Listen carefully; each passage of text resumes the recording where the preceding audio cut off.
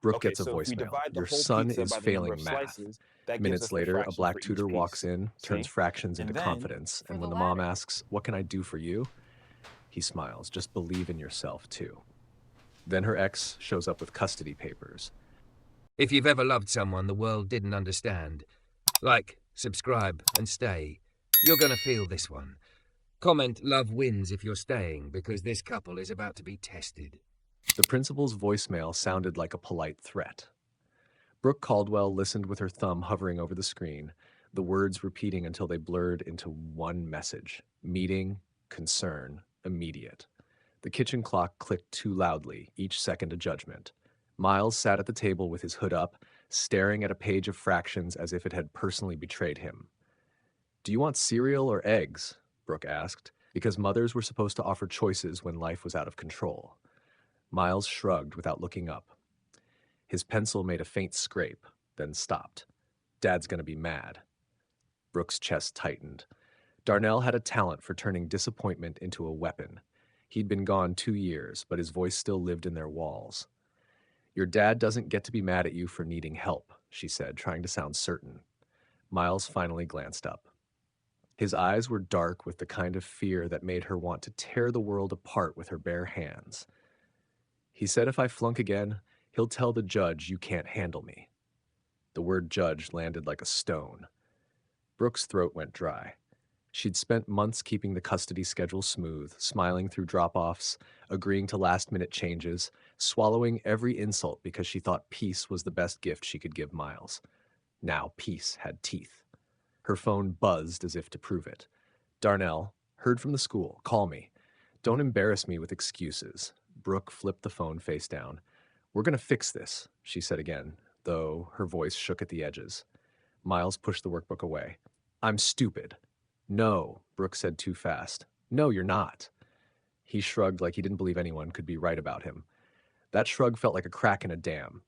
Brooke fought the urge to cry, because she'd promised herself she would never make her child carry her emotions too.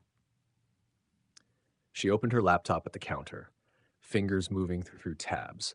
Free tutoring programs, after-school math clubs, private tutors with smiling headshots, and hourly rates that made her stomach flip. She made decent tips at the diner when business was good, but the rent went up last month and the car was one warning light away from giving up. When she clicked away from a website, a flyer popped into her mind, the one taped near the school office door. Community Tutor Network. Sliding scale. Background checked. Patient. Results. She hadn't called because it felt like admitting failure. Now, failure was already in her house, wearing her son's hoodie. She dialed the number before she could talk herself out of it. A woman with a warm voice took the call, asked questions, and promised a match. "We have a tutor available this week," the woman said. "His name is Io Mensa." "Io," Brooke repeated, tasting the unfamiliar syllables. "He's excellent with middle school math," the woman continued, "and he works well with kids who have confidence issues." Brooke swallowed. "That's perfect." They set an appointment for Wednesday at 6. Brooke hung up and stared at the screen as if it might offer extra courage. In the living room, Miles turned the pages of his workbook like someone searching for an exit. Wednesday arrived with rain that blurred the streetlights into smears of gold. Brooke came home from her shift smelling like fry oil and exhaustion, her apron still in her bag, her hair pinned up in a messy twist. She wiped down the table, moved the laundry basket out of sight, and told herself she wasn't cleaning for a stranger. She was making space for hope. Miles hovered near the hallway, pretending he didn't care. "Is he going to be weird?" he asked. "Probably," Brooke said, forcing a smile. "Most adults are." Miles's mouth twitched like he wanted to laugh, but couldn't quite afford it. At 6:02, the doorbell rang. Brooke took a breath and opened the door. A man stood on her porch holding a folded umbrella and a battered messenger bag. He was tall, dark-skinned, with close-cropped hair and a calm face that didn't hurry to impress. Water dotted his lashes. His sweater was plain charcoal, his posture relaxed but respectful, as if he understood he was stepping into someone else's life. "Mrs. Caldwell?" he asked, voice low and even. "Brooke," she corrected automatically, then felt a flicker of awkwardness. First names were intimacy. She hadn't meant to offer any. He nodded, a small smile lifting one corner of his mouth. "Brooke, I'm Io." Something about the way he said it, simple, sure, made her shoulders drop a fraction. She stepped aside. Come in. Sorry about the mess. It looks lived in, Io said, and the words sounded like kindness, not pity. Miles appeared behind her, hood still up, eyes wary. Io didn't reach out to shake his hand or make a big entrance. He simply looked at Miles like Miles was a person, not a problem. Hey, he said. You must be Miles. Miles nodded once. Io set his bag on the table. I brought my own paper, but we'll use whatever you've got. Brooke lingered near the counter, unsure whether to leave or stay. She wanted to give Miles privacy, but she also wanted to make sure this tutor didn't see the soft parts of their life and decide to run. She settled at the sink, rinsing dishes that were already clean, listening. Io opened Miles's workbook and scanned a page. All right, he said. Where does it start to feel like the floor drops out? Miles blinked. What? When do you go from I can do this to I don't know what's happening? Miles hesitated, then pointed to mixed numbers. Here. Io nodded like they were looking at weather. Okay, we'll build a ladder. For the next hour, Io turned math into stories. Fractions became pizzas, then game stats, then pieces of a song. He drew a stick figure climbing rungs labeled Step 1, Step 2, Step 3.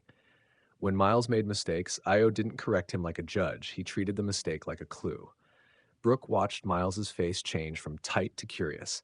She heard him laugh once, startled, like laughter had been hiding in his throat and didn't know if it was allowed to come out.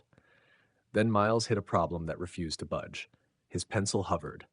His breathing changed. He whispered, I can't. Io leaned back, hands open on the table. Your brain just said a sentence, he said gently. We can rewrite it. Miles frowned. How? Instead of I can't, try I can't yet. Io tapped the page lightly. It leaves the door cracked. Brooke's eyes stung. She turned on the faucet to cover the sound of her own inhale. She had spent so long telling herself she couldn't go back to school, couldn't ask for help, couldn't rest, couldn't fail. Yet, the word felt like a rope someone had finally thrown her. Miles tried again. It wasn't smooth. It wasn't easy, but he stayed in it. When he finally solved the problem, his eyes widened. I did it. You did? Io said, and he didn't praise like a performance. He spoke like truth. At the end of the session, Miles gathered his workbook and walked to his room without being asked, muttering about ladders and not yet like he was practicing a spell. Brooke stood in the doorway, heart thudding, then realized Io was packing quietly at the table. She cleared her throat. He liked you. Io glanced up. He likes being treated like he's capable, he said. That's different. Brooke laughed softly, then looked down at her hands. Thank you. I mean it. Io zipped his bag and stood. Up close, Brooke noticed small details she hadn't seen from across the room. A faint scar near his jaw, a silver ring on one finger, the tiredness at the edges of his eyes that matched the tiredness she carried. You're welcome, he said. She walked him to the door. The rain had slowed to a mist that hung in the air like breath. Io opened his umbrella, then paused on the porch. He's smart, he said quietly, but he's afraid to be wrong. Brooke's throat tightened. His dad thinks mistakes are a character flaw. Io's gaze flicked to her phone on the counter, face down but loud in its silence. And you've been trying to protect him by absorbing everything. It wasn't accusation, it was observation, the kind that made her feel exposed and understood at the same time. Brooke let out a breath she didn't know she'd been holding. I'm trying, she admitted. But I don't even know what I'm doing anymore. I'm scared he'll look back and remember me as the reason he struggled. Io's expression softened, the calm cracking just enough to reveal something tender underneath. Kids remember who stayed, he said, not who had perfect answers. Brooke swallowed hard. She didn't want to cry in front of him, a stranger who had already seen too much. She reached for something practical, something she could control. What can I do for you? She asked, words rushing out. More pay? More time? I can pick up an extra shift. I can. Io shook his head gently. Just believe in yourself, too. The sentence hit her like a hand on her shoulder. Not romantic, not even personal in the way she expected, but intimate in its insistence. Believe in yourself, too, as if she belonged in the same category as her son, as if she was worthy of effort. Brooke stared at him, searching his face for sarcasm, for pity, for anything that would let her dismiss the words. But Io's eyes were steady, kind, yes, but also firm, like he had learned something in life the hard way, and refused to let other people waste time forgetting it. She found herself nodding, though she didn't fully understand what she was agreeing to. Okay, she whispered. Io stepped off the porch, umbrella lifting. Same time next week? He asked. Yes, Brooke said quickly. Please. He smiled again, small and honest. Good. As he walked down the steps, Brooke's phone buzzed on the counter inside the house. She could almost hear Darnell's impatience through the vibration. She followed the sound, picked it up, and saw the missed call and a new message. I'm coming by tomorrow. We need to talk. Don't make this difficult. Brooke's pulse jumped. She looked toward Miles's closed bedroom door, then toward the window where Io's figure moved through the mist, the umbrella a dark shape against the streetlight. She opened the door again before she could talk herself out of it. Io, she called. He turned halfway down the walkway. Yeah? The words she needed were tangled in fear and pride and gratitude. She forced them free. If, her voice caught. She swallowed. If my ex shows up tomorrow and he says things, could you? Io's eyes narrowed slightly, not with suspicion, but with focus. Could I what? Brooke's mouth went dry. She didn't want to ask a stranger to stand between her and a storm. She also didn't want to face that storm alone anymore. Could you just be here, she said, hating how small it sounded. Not for me. For Miles, he's doing better when he feels safe. Io held her gaze for a long moment. The rain whispered on his umbrella. Then he nodded once, slow. Text me the time, he said. And Brooke? Yes? He softened his voice. You don't have to earn safety by suffering. Brooke watched him disappear into the mist, the streetlight swallowing him, and for the first time in months, she felt something like relief, and something else, quieter, more dangerous. The sense that a door had opened in her life, and she wasn't sure if she was brave enough to step through it, but she knew she couldn't pretend it wasn't there anymore.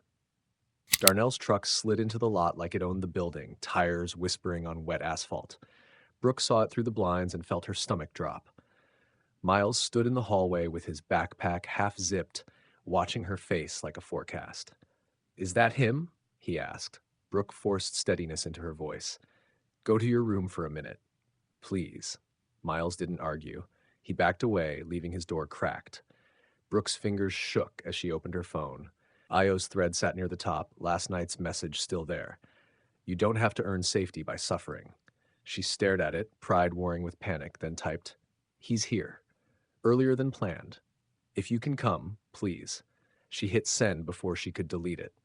The knock came hard, like Darnell was already angry at the door. Brooke opened it. He walked in without waiting, rain dripping from his jacket. His eyes swept the apartment as if searching for evidence. Where's my son? In his room, getting ready, Brooke said. Darnell didn't lower his voice. Principal called me, said his math is a disaster. You want to tell me why I'm hearing this from the school and not you?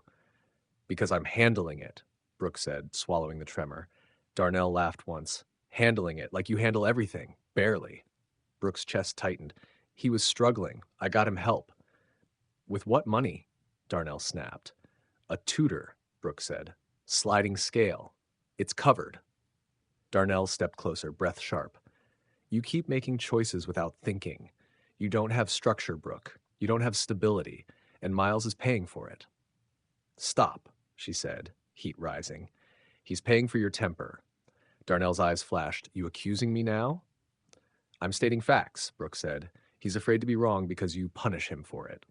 Darnell's smile turned thin. He pulled folded papers from his pocket and slapped them on the counter. Then here are facts. I spoke to a lawyer. If his grades don't turn around, I'm petitioning for more custody. Weekdays with me. Real discipline. Brooke stared at the letterhead. Her mouth went dry. You can't just... I can, he cut in, and I will, because you're not stable. The words struck like a slap. In the hallway, Miles's door creaked wider. A knock sounded at the front door. Darnell's head snapped toward it.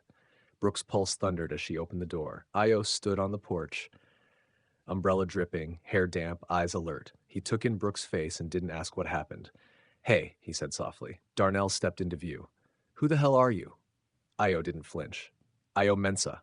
I tutor Miles. Darnell's gaze ran over him like a scan. You tutor my son. Yes, Io said. Through the program. Darnell's mouth twisted. Background check? Papers? Or are you just some guy my ex lets into her house? Brooke's face burned. Darnell. Io's voice stayed even. I'm vetted. I have credentials. I'm here for Miles. Darnell took a step forward, crowding him. For Miles, he repeated, mocking. Or for her? The room went tight, every surface suddenly sharp. Brooke felt the old fear, the way Darnell could turn anything into proof she was reckless. She also felt something else, rage at how easily he could still make her small. Miles appeared in the doorway, hood up, eyes wide. Dad, stop, he whispered. Darnell turned to him, softening his tone like he was putting on a mask. Son, I'm trying to protect you. You know that. Miles swallowed. You're making it worse. Silence landed heavy. Io shifted just enough to stand beside Brooke, not in front of her, but aligned. Miles, he said gently, do you want to show your dad what we worked on? The ladder? Miles blinked. Now? Only if you want, Io said. You choose. Brooke's throat tightened. Choose was a word Miles didn't hear enough. Dasla. Miles nodded and went to the table. He opened the workbook to the page with the stick figure ladder and the rungs labeled Step 1, Step 2, Step 3. His hands trembled as he pointed. He taught me this, Miles said. It helps. I'm not lost when I see the numbers. Darnell stared at the page like it insulted him. You need cartoons for math? Miles's shoulders curled inward again. Brooke snapped. He needs support, not shame. If you came here to fight, fight me. Leave him out of it. Darnell's jaw tightened. You're bringing strangers into our son's life. Io's calm voice cut through. I'm not a stranger to Miles, he said. Not the way you're being right now. Darnell whirled on him. Excuse me? Io held his gaze. He asked you to stop. You didn't. He told you you're making it worse. You didn't hear him. That's not discipline. That's ego. Brooke's breath caught. No one spoke to Darnell like that. Not without consequences. For a second, Brooke thought Darnell might swing. His hands flexed, his face darkened. Then he forced a smile that didn't reach his eyes. Fine, we'll handle this properly. He turned to Miles. Get your stuff. You're coming with me today. Miles panicked. It's not your day. It is now, Darnell said. I'm done watching you slip. Brooke stepped forward. No, she said. You can't take him. Darnell ignored her and grabbed Miles's backpack strap. Io moved fast, controlled insults, placing a hand on the strap before Darnell could yank. Not pulling it away, just stopping the motion. Don't touch him like that, Io said. Darnell's eyes widened with offended fury. Get your hand off my son. Then let go, Io replied, still calm. Brooke's entire body buzzed with fear. She pictured police lights, neighbors staring, Darnell smiling in court as he told the story of the unstable mother with the dangerous tutor. She saw how easily the world could make Io the villain just because of his skin. Miles's voice cracked. Dad, please. Darnell stared at Io, then at Brooke, deciding which of them he hated more. Slowly, he released the strap. He backed away, pointing at Brooke like a warning. This isn't over, he said, not even close.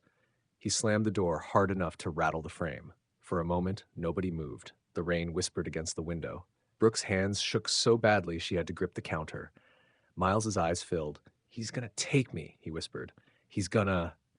Brooke crossed the room and pulled him into her arms. No, she murmured into his hair. I won't let him. Miles clung to her, trembling. Brooke's tears soaked his hoodie before she could stop them.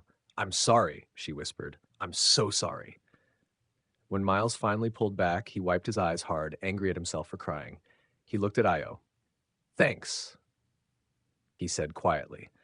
Io's expression softened. You were brave, he replied. Braver than most adults. Miles took a shaky breath, grabbed his backpack again, and headed for the door. Can you still help me after school? He asked. Of course, Io said. Same ladder. Miles nodded and left, the hallway swallowing him. The click of the door felt like a final note.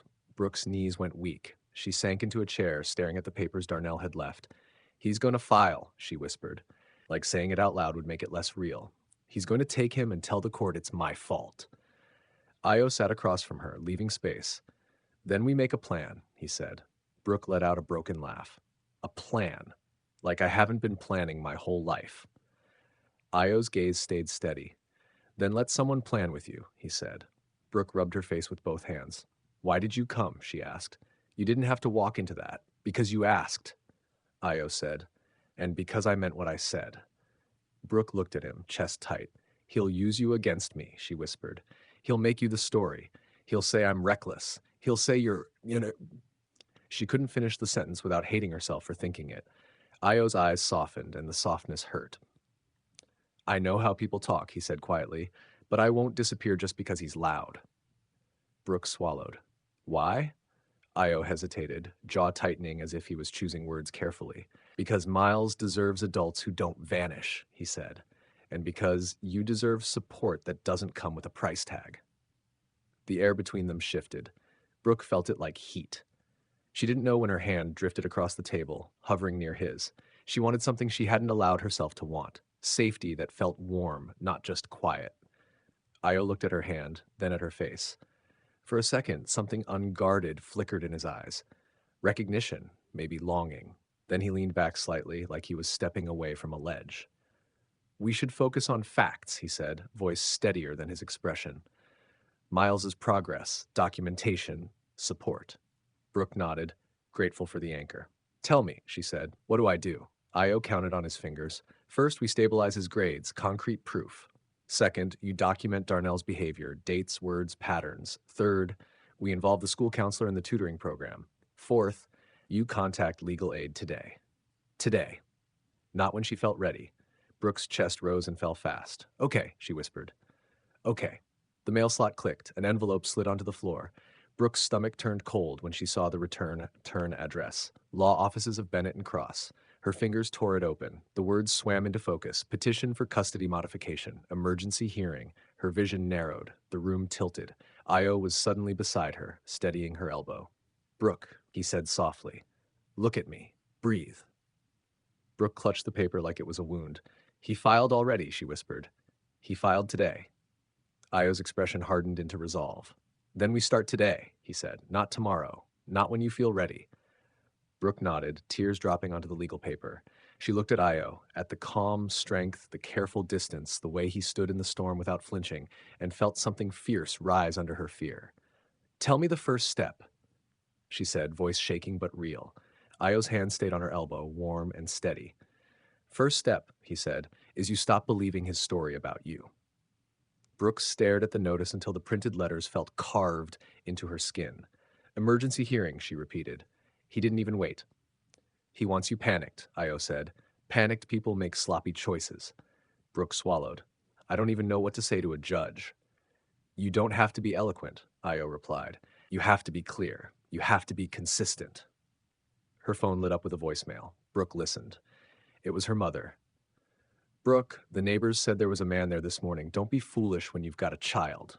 Brooke's face burned. Thin walls, thick opinions. She looked at Io, shame rising, but he only looked tired. I'm sorry, Brooke whispered. Don't apologize for other people's prejudice, Io said quietly. Decide what you're going to do with it. Brooke opened a notes app and began to write. Date, time, Darnell's words, the way he grabbed the backpack strap. Her hands steadied as she typed, like each sentence was a rung. Io slid a small notebook toward her. Inside was a list of resources. Legal aid, he said. A school counselor, the program director. Call while your courage is hot. Brooke stared at the list, then at him. How do you know all this? Io hesitated, then said softly, My mother used to say, keep receipts. Truth receipts. People rewrite you when you don't. Brooke nodded, throat tight. She typed a message to Darnell. All communication about Miles goes through email. Do not come to my home unannounced again. Then she hit send, heart hammering, choosing to be loud in writing starting right now, today. Outside, the rain kept falling, steady and relentless, like a clock counting down to court.